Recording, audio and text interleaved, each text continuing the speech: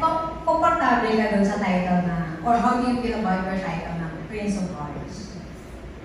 Honestly, it's very flattering, you know, given that title, Prince of Hearts. You know, it's big, really, for me at least. I appreciate it a lot, and it's flattering. And yeah. Ready ka na ba maging the next heartthrob in showbiz?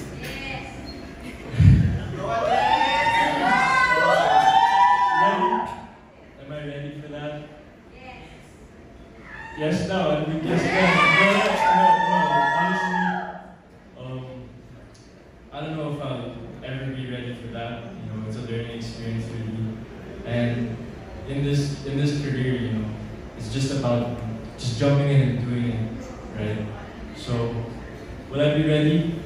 I hope so. Yes.